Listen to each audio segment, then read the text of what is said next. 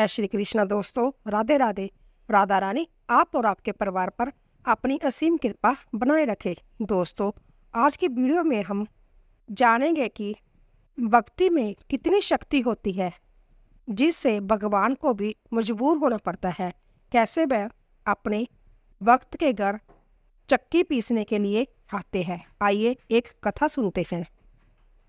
सुभद्रपुरा गांव में एक गरीब बुढ़िया गोमती देवी रहती थी।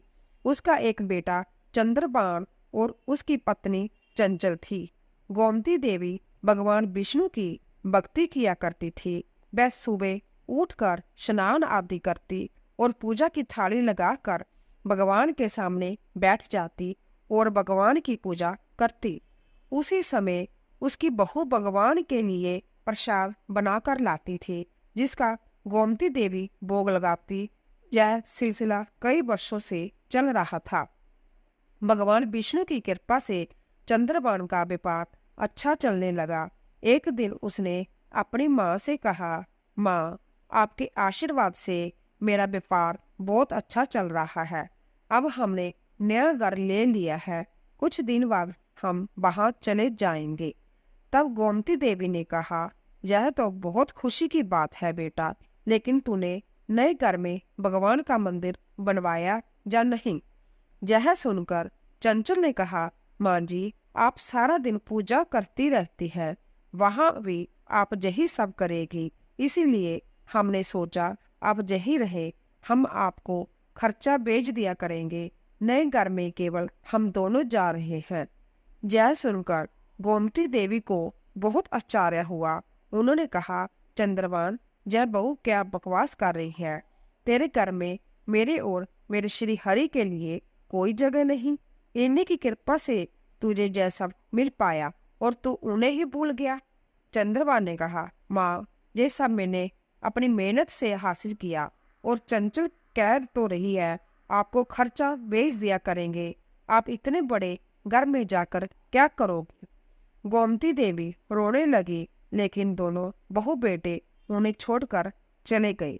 गोमती देवी दिन रात भगवान विष्णु से प्रार्थना करने लगी, हे भगवान, मेरा बेटा ना समझ है, उसे कोई दंड नहीं देना। एक दिन उसे अपनी गलती का एहसास हो जाएगा और वह आपकी शरण में आ जाएगा, उसे माफ कर देना। अगले दिन से गोमती देवी सुबह स्नान आदि करके भगवान के लिए प्रसाद बनाती और भगवान श्री हरि का भजन पूजन करके प्रसाद ग्रहण करती। कभी कभी वह अपने लिए खाना बनाती, कभी केवल प्रसाद खाकर ही संतोष कर लेती थी। एक दिन गोमती देवी घर के बाहर बैठी थी, तभी उनके पड़ोस की एक औरत वहां आई। गोमती देवी ने उससे कहा, बेटी, मुझे बाजार से कुछ सामान ला दे, घर में सामान खत्म होने वाला है। वह औरत बाजार से सारा सामान ले आई और घर में रख दिया। जाते समय उसने पूछा, माँ जी, आपके बेटे ने आपकी नहीं बुलाया? चंद्रबाण ने पूरे गांव को दावत दी है, आपने नई घर की।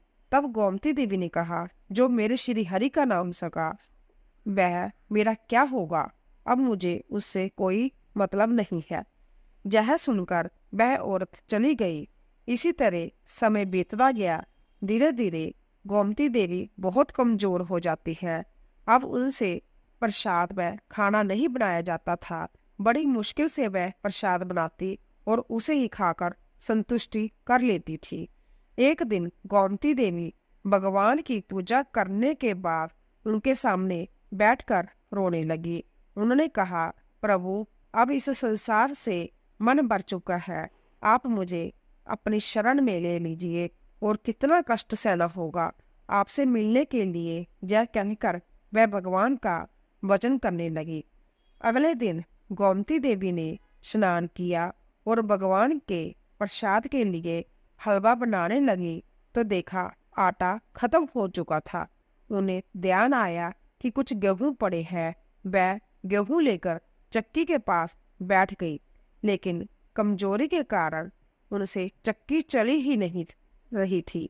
यह देखकर उनकी आंखों में आंसू आ गए। उन्होंने कहा, प्रभु, आज मेरा शरीर साथ नहीं दे रहा, मेरा नियम टूट जाएगा, मेरे श्री हरि भूखे भूखे रह जाएंगे, मैं नहीं देख सकती, मुझे शक्ति दो प्रभु, जिससे मैं आपका भोग लगा सकूं। यह कहकर उन्होंने फिर कोशिश की, लेकिन चक्की घूम नहीं रही। एक बार और कोशिश करके वह हार गई और रोने लगी।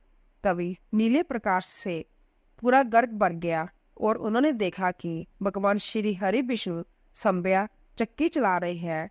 गोमती देवी यह देखकर आश्चर्यचकित रह गई और तब भगवान ने कहा, मैया क्या देख रही हो, मुझे भूख लगी है, इसमें गेहूं डालो। गोमती देवी को होश नहीं था, वह रोते रोते चक्की में गेहूं डाल रही थी और भगवान विष्णु गेहूं पीस रहे थे। जब गोमती देवी को सूद आई तो वह प्रभु के चरणों में गिर गई। भगवान ने कहा, आज तुम्हारी तपस्या सफल हो गई, मांगो, क्या मांगना है। गोमती देवी ने कहा, मुझे अपने चरणों में स्थान दीजिए प्रभु, और कुछ नहीं चाहिए। भगवान श्री हरि ने उन्हें आशीर्वाद दिया। गोमती देवी पहले जैसी स्वस्थ हो गई और भगवान से कहा, आप कृपा बनाए रखें। तब भगवान ने कहा, मैया मेरा भोग कहाँ है। जय सुनकर गोमती देवी ने हलवा बनाकर भगवान को दिया।